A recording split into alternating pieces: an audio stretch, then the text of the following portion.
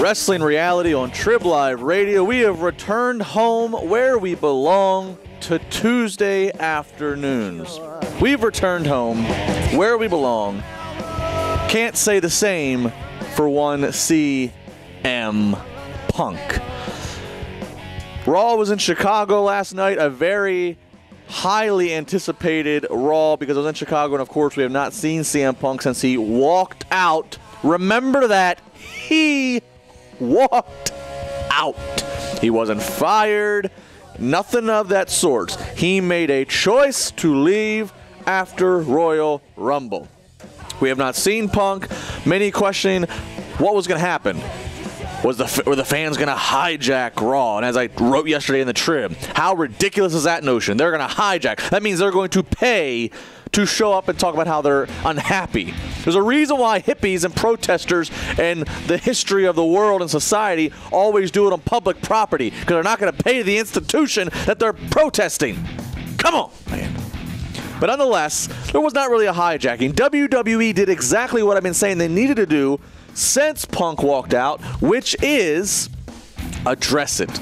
Do not let it be the elephant in the room. And how brilliant did they address it? They, of course, played the music. As I said, would be a great possibility. Play the music and either then send out Bad News Barrett or send out a midget dressed like Punk. They didn't do Bad News Barrett. They didn't do the midget. But they sent out Paul Heyman. He sits in the ring a la CM Punk. And what does he do?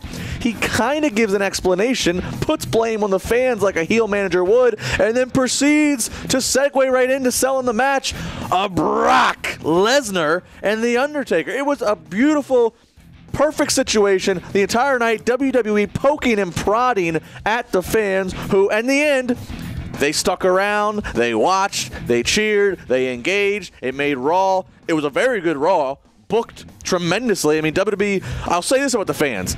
I'll say this about the whole Chicago thing. It at least did force WWE to put their best foot forward. They maximized all 15 segments of that show. There was talk about Punk, that he was definitely going to be there. Dave Meltzer reported that a top WWE star told him 100%, and then Meltzer said after all that top WWE star apparently was lied to. I don't fault Meltzer.